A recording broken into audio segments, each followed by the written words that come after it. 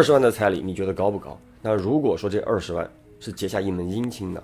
今天的故事来自网友我的发疯日常。19年，咱们这个网友小常和她的男友小王呢，已经领证了，但那个时候还没有办婚礼。那小王大伯家呢，有个表妹叫玉莹，高3的学生，也是家族里唯一的一个女孩，全家人都很疼她。在19年2月9号那天，那小常和男友呢正在吃饭，男友突然接到大伯的电话，就听他嗯了2句，脸色突变，饭都没有吃完啊，拉着咱们这个小常呢就跑，路上才告诉小常，表妹玉莹跳楼了。那小常呢听得一惊，俩人一路沉默。在赶到大伯家的时候啊，亲戚们都已经来了，大娘哭得声嘶力竭，那男友呢也和大伯抱头痛哭。从小呀，这个男友呢就带着表妹玩，两个人感情特别的好。那到了晚上，人都散了，小常和男友呢打完招呼准备回家，临走的时候，男友问大娘，表妹为什么会这样想不开？大娘一愣，疯了一样的捶着大伯，就哭喊，我告诉你别逼孩子，你不听，孩子学习不好，你就生生的把孩子给逼死了，我的儿啊！那大伯呢低着头也不说话，任由大娘捶打。到了第二天一早啊，咱们这个小常呢和男友是早早赶到了大伯家，恰巧就碰到警察过来，把玉莹的手机交给了大伯，交谈了一番之后离开了。那手机呢，这个警察已经检查过了，玉莹似乎找了个男朋友，因为她的 QQ 啊从2年前开始断断续续的发一些文字，就类似昨晚又梦到你，你过得好不好，什么时候才能见到你之类的表达爱意的文字。但是从半年前开始呢，这个文字内容啊变了，变成了一些抱怨和表达，就比如说我恨他们，你能不能来接我，这个世界让我觉得冰冷，只有你能带给我温暖，有这类的文字。尤其呢是最后一条很奇怪，很像遗言，这个世界没有什么值得我留念，除了你。那看到这些文字呢，大伯很自责，就后悔自己啊不该总说他的成绩。可是后面呢，到小常翻看手机的时候，却发现了其他情况。那很多人呢可能会遗忘一个细节，在手机里啊有一个已删除相册。作为女生呢，那这个小常就发现里面有100多张照片，点进去一看，大多都是微信聊天截图，记录了玉莹在学校里遭受校园暴力，被所谓的好姐妹骗去宾馆拍下了果照，还被拿照片威胁要钱。而这些事儿家里人呢一无所知。那看时间，这样的霸凌，玉莹呢居然默默承受了半年之久。大概是因为这种事儿对于一个女孩子来说呢太难以启齿了，她最终才做出了这样的选择。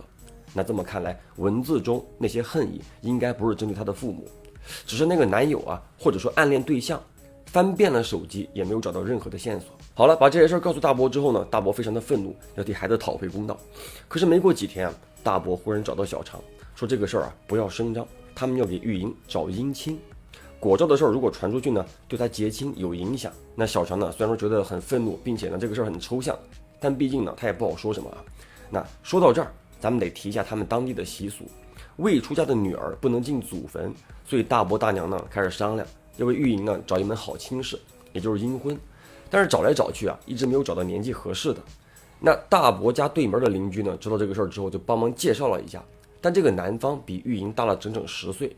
大伯大娘呢本来不同意的，谁知道第二天啊，这个男方父母居然上门来了，就直接拿出20万现金摆在桌子上，恳求他们啊，说他们的儿子想和玉莹结姻亲。那大伯大娘呢还是觉得说啊这个岁数呢不合适，一口回绝了。但这个男方父母接下来是每天都来恳求，也托了中间人。那后来呢是实在找不到更合适的人选，大伯大娘就打听了一下，男方是个公务员，有天晚上呢开车带着妻子和儿子去岳母家吃饭，回来的时候被一个酒驾的司机给撞上，那孩子和妻子呢在后排伤得不重，他却当场身亡了。那妻子呢当时才27岁，公婆呢也不忍心他守一辈子寡，第2年呢就劝他改嫁了，给老两口呢就留下了一个孙子。那大伯大娘一看啊，对方的父母也是通情达理的可怜人，家庭呢也没有什么问题，又实在没有更合适的选择，就答应了。那过了没几天，玉莹呢被合葬到了男方的坟地。小常呢在现场看着被 P 到一起的婚纱照，心里发酸。那好在这个仪式呢是顺利办完了，大伯和大娘呢给玉莹烧了好多的衣服和婚庆用品。那办完事儿之后，小常作为小王的未婚妻啊，也被邀请去吃饭。那顿饭呢吃得很压抑，没有人说话啊，还是大娘呢率先打破了沉默。那你家条件也不差，为什么都过去几年了一直不办呢？现在非要我们家玉莹？这个男方爸爸呢沉默了一会儿，我们给孩子啊找了好几门亲事，每次找到一家呢就拿着照片和香去孩子的坟上问啊，孩子，你看这个女孩行不行？可是每次啊，这个香都点不着。那即使点着，1分钟之内肯定灭。你家玉莹啊是第5个了，但看到她的时候啊，这个香一点就燃了，一直烧到尾巴。那我就知道我们家孩子呀认定你家闺女了。说完呢，这个男方爸爸又叹了口气，哎呀，玉莹这孩子呀也是年纪轻轻的，你们大人给的压力太大了。那大娘一听到这儿啊，这个眼泪呢就啪啪啪的往下掉嘛，说这个啊，我家玉莹就是心太强了，也怨我们自己孩子啊在外面受了欺负都不知道。接着呢，这个大娘就开始回忆了起来，哎，我们家玉莹呀，3年前10月7号的半夜就开始不对了。那天是她第一次爬上楼顶，但上去之后太害怕了，在楼上待了半个小时，最后还是给她爸爸打了电话，她爸爸把她抱下来的。哎呀，我这个当妈的从那个时候开始啊，就应该好好陪她了，都怪我呀。那大娘的话音刚落，男方父母愣了一下，筷子都掉了。小常呢也愣了，校园霸凌是最近半年的事儿，那3年前玉莹是为什么想不开爬楼顶呢？那还不等小常想明白，男方的爸爸愣愣地说话了：10月7号，3年前的10月7号，你确定吗？我家孩子就是那天撞死的。听到这话呢，这个小常就觉得哇，好巧啊！但是他越想越不对了。回家之后啊，更是一想到这个事儿就一股的寒意啊，浑身鸡皮疙瘩都起来了，但是又说不出来哪里不对。那我在看到这个投稿的时候呢，第一感觉是巧合，那后来我仔细一想，真的同样啊一身恶寒。那回到故事里来，同年8月份呢，咱们这个小常呢和她的男友啊就完成了婚礼。当天晚上，2个人做了同一个梦，玉莹挽着那个男人的胳膊，站在他们婚礼大堂的门口，看着小常和她的老公，笑得一脸灿烂。严肃一点啊，这不是一张搞笑图片啊，纹的是有一点拉胯，但就是这条龙救了网友一命。OK 呢，今天的故事由网友傣族红糖在直播间分享。那这位朋友呢，生活在云南西双版纳傣族自治区，与老挝相邻。据他说，他有那种过关的证，可以自由出入老挝。对于那边的语言和文化呢，都比较了解。那几年前呢，了解到那边的赐福文化，据说呢，可以让人有好运，并且激发人的某种神性。那段时间呢，他觉得自己好像不是很顺，于是就跟发小一起去了老挝，找了一名师傅来为他赐福。大家呢看到的这个图片，龙下面压着的经文，就是这个师傅给他的赐福。据他说，用的是一种很粗的针。师傅一边念经呢，一边给他闻，当时就感觉整个后背啊，跟火烧一样，特别的痛，比纹身疼多了。赐福之前呢，师傅就问他有什么要求，那网友呢也是很直接的啊，我想要发财，最好呢还能保护我。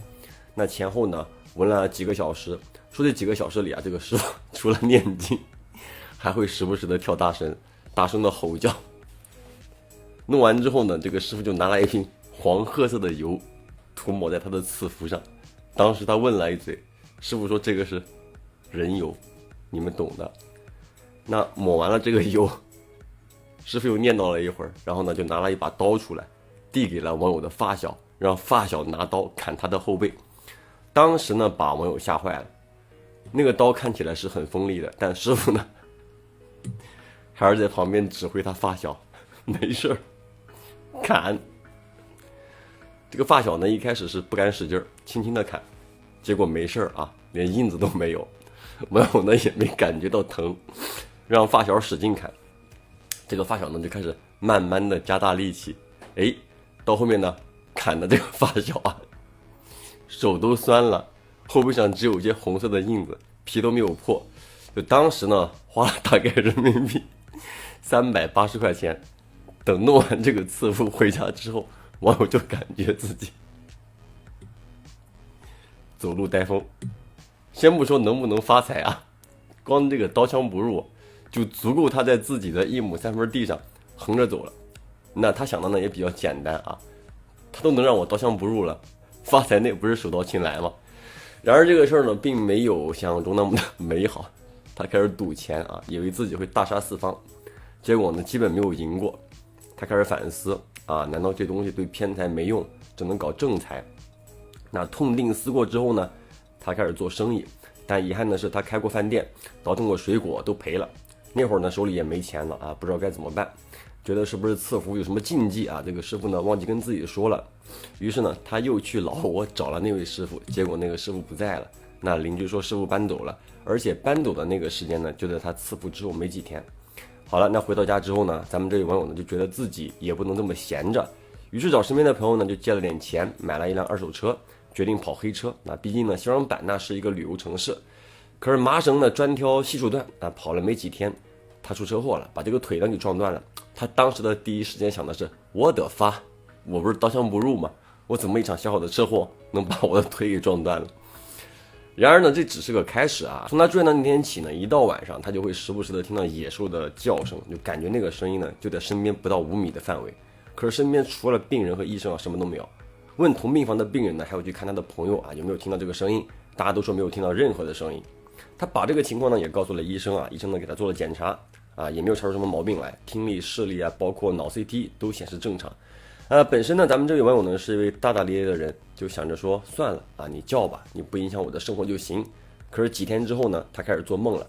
这个梦里呢，有一只巨大的黑色野兽在追他，他就一直跑，一直跑，一直跑。最后呢，在被咬住的时候呢，惊醒。每次醒来，那种被咬的疼痛感啊，跟真的一样，就感觉浑身的骨头都要碎了，要好久这种感觉呢才会消失。而且这个梦呢，每天都会做。那每次在梦里呢，他跑的距离越来越短。一开始呢还能跑个10来分钟，后面慢慢的没跑几下就被咬死了，然后就醒了过来嘛。在做梦的这段时间里呢，网友其实已经出院了。那由于他是自己住的，所以每次醒过来啊都特别的害怕啊，身上疼的时间呢也越来越久，搞到他不敢睡了。那开始呢就猛喝咖啡。他说啊，那段时间每天晚上他要喝10来杯咖啡，喝的都要呕酸水了。可能是因为喝的太多啊，他白天呢也睡不着，整个人呢就日渐憔悴，瘦了好几斤。加上呢欠了一圈的钱，也不好意思叫朋友过来陪自己。那直到有天晚上正在床上看电视呢，他再次听到那个熟悉的野兽叫声，但这次啊那个声音就更近了，感觉呢就在窗户外面。下意识的啊往这个窗外看了一眼，一个巨大的兽头就在他的窗户外啊，也不认识什么动物，但是呢和他梦里的那只很像。但没等他细想，那个野兽啊一爪子拍了下来。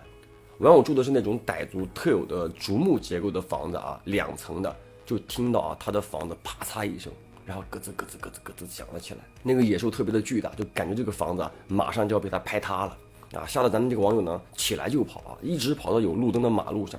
那看到后面没有东西追，才停了下来。这下呢是彻底的怕了，当时呢也没有拿手机，一直熬到天亮啊，他就找了自己的那位发小。发小呢是肯定不信的啊，但是看他的样子呢又不像说谎，于是就骑车带他回去了。一看这个房子啊好好的，并没有像他所说的那样被一只巨大的野兽给拆了，甚至啊连破损的地方都没有。那2个人呢就开始商量这个事儿啊，说到底要怎么办？为什么自从赐福之后发生了这么多奇怪的事儿？那最后的结论是解铃还须系铃人。于是呢他们又去到老窝啊，找了另外一位师傅。那这次这位师傅呢收费就比较贵了啊，把这个情况一说，又让师傅看了后背的赐福啊，这位师傅呢说出了真相，说他背后的这个赐福呢是供养邪兽费利多的经文啊，大概是就这么个叫法吧。费利多他让人啊陷入幻境之后无法忍受而死掉，从而就吸取这个人的灵魂来作为他的养料。那网友听到的、梦到的以及最后看到的都是他的幻境啊，所有的一切呢都是为了摧毁他的意志，让他放弃生命。至于一开始的刀枪不入呢，也是那位邪师做的障眼法啊。想要解决这个问题，就需要一条更加强大的神兽来遮盖费利多的经文，于是就有了网友身后这条非常强大的神龙。那神奇的是，师傅在给他纹了这条神龙之后呢，之前的经文就开始溃烂变淡。那我们现在看到的图片中的经文啊，比之前已经要少了很多，也淡了很多很多。那这个故事呢是很抽象的，但是这条龙又让我觉得真的是有几分真实性啊，不然谁会纹呢？好了，我是老朴，下个故事见。